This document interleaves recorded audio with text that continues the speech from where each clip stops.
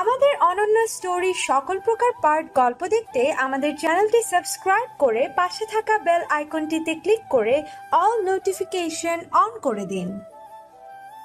আমাকে বিয়ে করেছেন কেন? মানুষ বিয়ে করে কেন? সবাই যে কারণে করে, আমি সেই কারণেই করেছি। আপনি কি মানুষ? তুই কি বলতে চাইতেছ? না মানে আপনাকে দেখলে আমার পেতনির কথা মনে পড়ে যায়। দেখ, এখন রাগাবি না, না হলে মেরে তোর দাঁত লাল করে দিব। হ্যাঁ, আমার জীবনটা তেজপাতা বানাতে যাচ্ছেন সেটা আমি খুব ভালো করেই জানি। ভার্সিটির প্রতিশোধ নিতে আমাকে বিয়ে করেছেন, তাই না? তো এখন বেশি কথা না বলে এদিকে আয়, বাসর রাত করতে হবে। মানে বোঝাচ্ছি। জান্নাত এক পা করে আমার দিকে আসতে লাগলো। আমি মতলব ভালো না দেখে পিছুতে লাগলাম, কিন্তু কপালে বেশিক্ষণ সময় না দেওয়ায় অল্প কিছু যাওয়ার পরেই পিঠটা দেওয়ালে ঠেকে গেল। এদিকে জান্নাত আমার একদম কাছাকাছি চলে আসলো। আমি হয়তো জান্নাতের হার্টবিট শুনতে পাচ্ছি। দুজনের মাঝে এক ফোঁটাও গ্যাপ নেই। ভাবছি জান্নাত কি করতে চাইছে। এমন সময় খেয়াল করলাম জান্নাত ওর ঠোঁট দুটো আমার দিকে এগিয়ে আনছে। বুঝে গেলাম জান্নাত কিস করবে, তাই হাত দিয়ে আমার মুখটা চেপে ধরার জন্য হাতটা উপরের দিকে তুলতে গিয়ে বুঝতে পারলাম জান্নাত আমার হাতটার হাত দিয়ে চেপে ধরে আছে। উপায় না পেয়ে আমি চোখটা বন্ধ করে ফেললাম। অবশেষে জান্নাত আমাকে কিস করেই বসলো। কিস করলো কম, কামড়ে ঠোঁটের ভিতরের অবস্থা 12টা বাজিয়ে দিল বেশি। আমি চিৎকারও দিতে পারছি না। অবশেষে ছাড়লো আমাকে। ঠোঁটগুলো কেটে রক্ত পড়ছে, তাই চুপ করে দাঁড়িয়ে রইলাম। বাবু, আর একটু আদর করি? আমি মাথা নেড়ে শুধু না করলাম। ওকে, তাহলে এখন তুমি ঘুমাও, আমি ফ্রেশ হয়ে আসি। বলে জান্নাত চলে গেল ফ্রেশ হতে। আমি গিয়ে আয়নায় ঠোঁটগুলো দেখতে লাগলাম।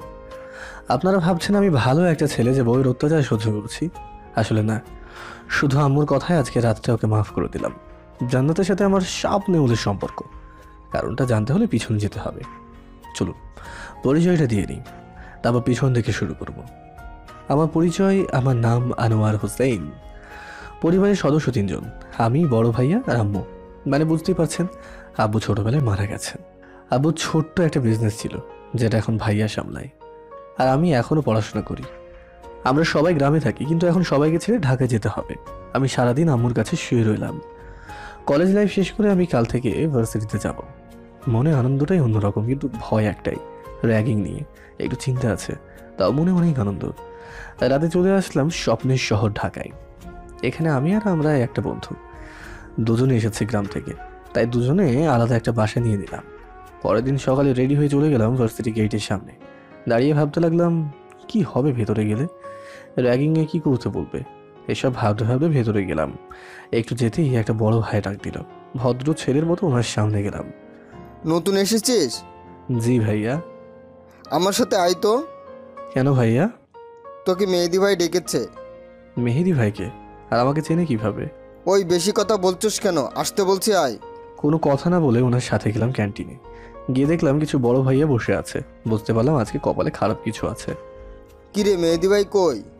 ওয়াশরুমে গেছে। আমি দাঁড়িয়েছিলাম, তখনই কেউ একজন আসলো। ওনাকে আমি চিনি এমন লাগছে। এমন সময় মেহেদি ভাইয়া বলে উঠলো, তুই হুসাইন না? ভাইয়া। আমাকে চিনতে পেরেছিস? আমি মেহেদি। তুই যখন ক্লাস 7-এ পড়তি, আমি তখন ক্লাস 10-এ পড়তাম। তোকে আমার এখনো মনে আছে। তুমি নীলাকে ভালোবাসতে না? তোর নীলাকেও মনে আছে। কি রে, তুই চিনিস ওকে?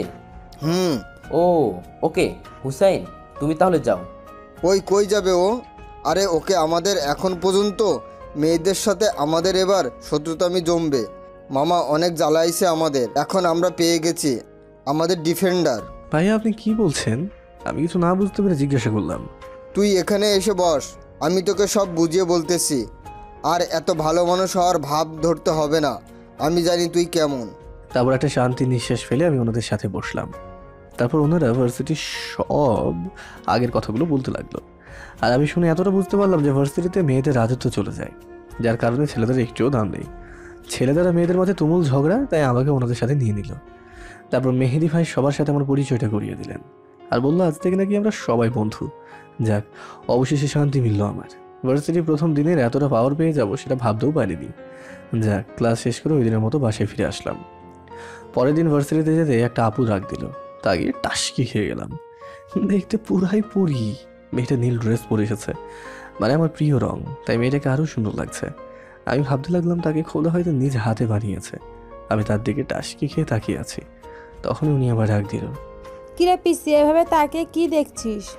না না, কিছু না। কিছু বলবেন? এদিকে আইতে পিসি।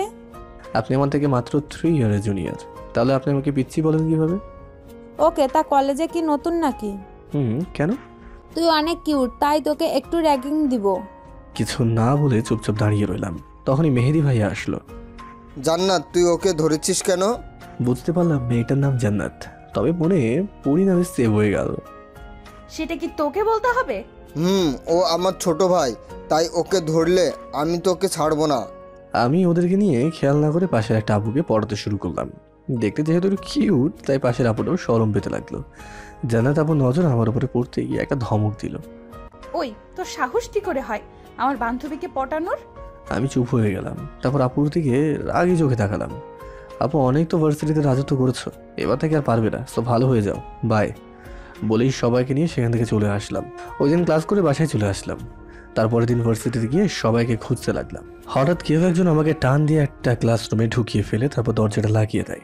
টান সামলাতে চারিদিকে তাকিয়ে হালকা অবাক হয়ে গেলাম। ক্লাসটায় পুরোটাই মেয়েতে ভর্তি। আমাকে এগিয়ে আনা হয়েছে কেন? তুই কালকে কি বলেছিলি? কখন? যে আমাদের রাজত্ব তুই শেষ করে দিবি। তোর বাসা কোথায় রে? গ্রামে। সবাই আমার কথা শুনে হেসে দিল। আমি কিছু না বলে শুধু সবাইকে দেখতে লাগলাম। গ্রামের ছেলে হয়ে আমাদের রাজত্ব কেড়ে নিবি? কিছুদিন যেতে দিন, সব টের পেয়ে যাবেন। গ্রামে থাকতে তো মনে হয় ভদ্র ছিলি, এত কিউট দেখতে। তা শহরে এসে কি রক্ত গরম হয়ে গেছে নাকি? সিংহ সব জায়গায় সিংহ থাকে, বিড়াল সে কখনোই হয় না। রাখ, আমি তোর গ্রামে খোঁজ নিয়ে দেখতেছি তুই কেমন সিংহ ছিলি। গ্রামে খোঁজ নিতে যাই না। কেন? তোর সব কিছু ফাঁস হয়ে যাবে তাই? না, খোঁজ নেওয়ার পর থেকে আমাকে ভয় পাবেন তাই। হো, তাই নাকি? আরে, আপনাদের এতটুকু আক্কেল থাকার দরকার যে ছেলেটা একদিনে যেহেতু ফার্স্ট ইয়ারে হয়ে লাস্ট ইয়ারে ছেলেদের বস হয়ে গেছে, মানে কিছু তো একটা আছে আমার মাঝে, তাই না? বেআক্কেলের মতো দল সব। যান সরেন, বাইরে যাবো আমি। কথাটা বলার পর সবার মুখে ভয় দেখতে পেলাম আমি। তখন একটু ভাব নিয়ে আমি দরজার কাছে চলে আসলাম। দরজাটা খোলার আগে আবার পিছনে ফিরে পড়লাম। বাইরে ওই ঝুলে থাকা মুখ নিয়ে যাবেন না, সবাই বুঝে যাবে যে আপনাদের ফার্স্ট ইয়ারের ছেলে আপনাদের গেম বাজিয়ে দিয়েছে। So smile. এই কথা বলে আমি বাইরে বেরিয়ে আসলাম। বাইরে বেরিয়ে দেখি মেহেদি ভাই সহ সবাই দাঁড়িয়ে আছে, আর আমি বেরোতে আমাদেরকে অবাক হয়ে তাকিয়ে রইল। কি হলো, এভাবে তাকিয়ে আছো কেন? তোকে কি মেরেছে ওরা? মারবে তাও আমাকে? বের হইলে ওদের মুখটা দেখিও কিভাবে শুকিয়ে কাঠ হয়ে আছে। তুই প্রথম যে কিনা টিচার রুম থেকে মার না খেয়ে বেরোইছিস। ও, ওইটা টর্চার রুম নাকি? ওদের যা ভয় দেখিয়েছে, ওরা সবাই এখন আমার সাথে কথা বললেও হিসাব করে বলবে। তাই নাকি? তারপর জান্নাত পুরো বের হলেন। ওদের শুকনো মুখটা দেখে মেহেদি ভাই সহ বাকি সবাই হাসতে লাগলো। ওই জান্নাত শোন, এবার সিংহ এসেছে আমাদের দলে, দেখবো কিভাবে তুই আর পাওয়ার বাড়াস আমাদের সামনে। মেহেদি ভাইয়া জোরে ডাক দিয়ে বলল। জান্নাত আপু কিছু না বলে চলে গেল। তারপর ওনাদের নিয়ে বসলাম একটা জায়গায়। আচ্ছা, সারা ভার্সিটির মেয়েদের লিডার কয়জন? 5 জন। এই 5 জনের লিডার কি জান্নাত নাকি? ওকে, প্রথমে এটা বলো, জান্নাতের কোনো ক্রাশ আছে ভার্সিটিতে, বা ভার্সিটিতে কাউকে ভালোবাসে? না, কেন?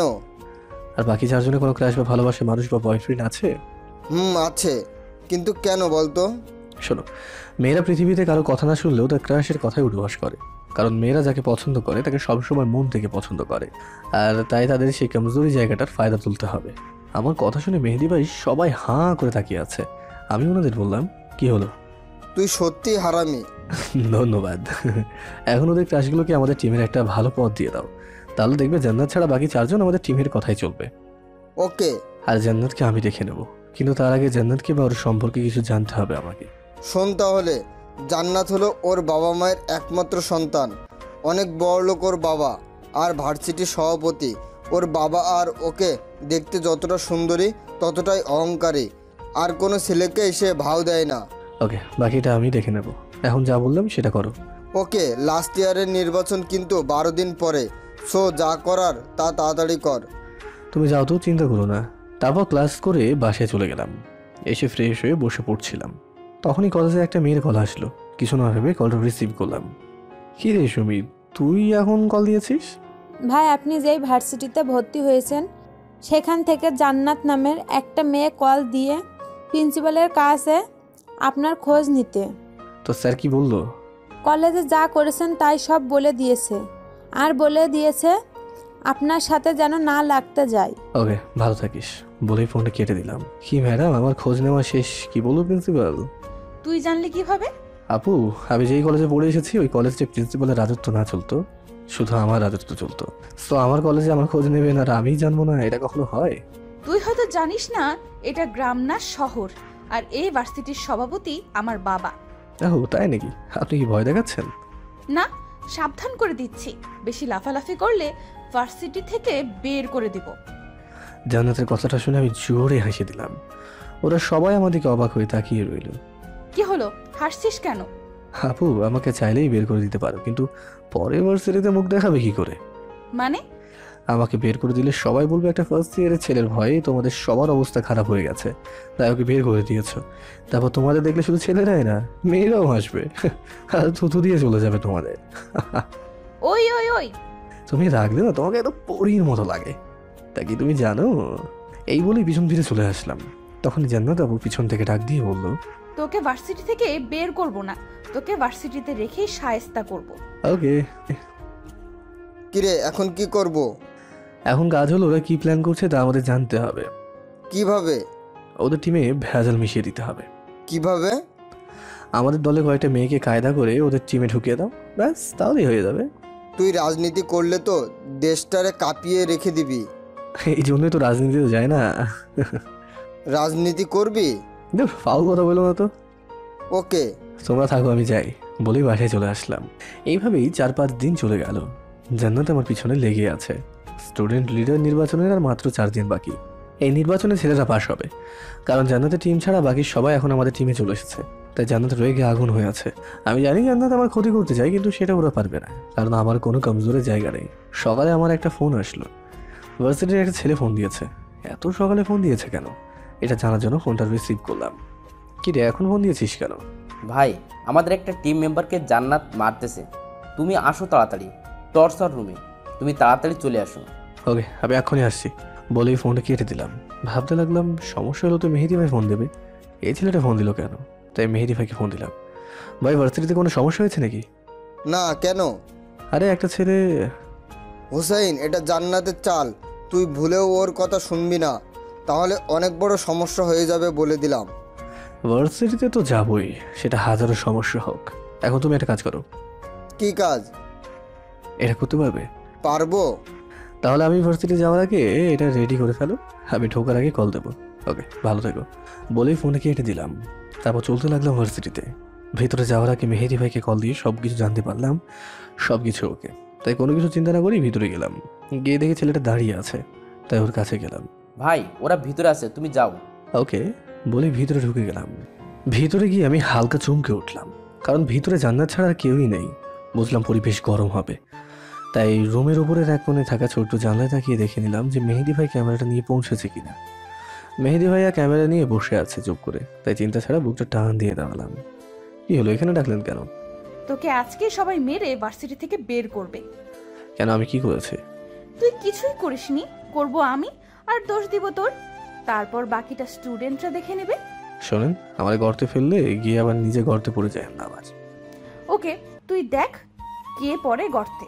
তারপর জান্নাত আপু নিজের জামার কিছু অংশ ছিঁড়ে ফেললো। তারপর নিজ থেকে চিৎকার করে কাঁদতে লাগলো। কিছুক্ষণ পর কাদো কাদো চেহারা নিয়ে দরজা খুলে বাইরে এসে পড়লো।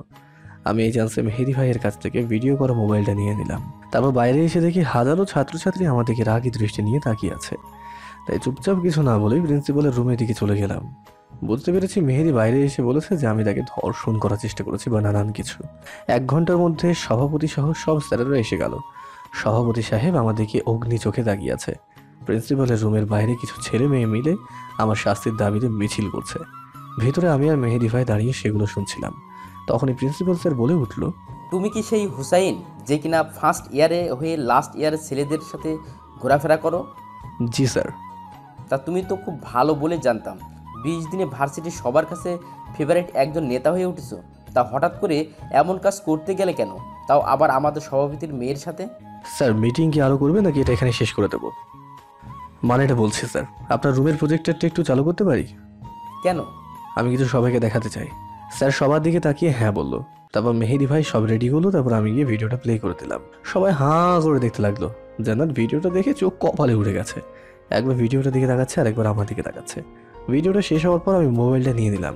স্যার, আমি জানি না জান্নাত আবুর কী বিচার হবে, তবে এরকম অপবাদ যেন অন্য কাউকে না দেয় সেদিকে নজর রাখবেন। ভালো থাকবেন।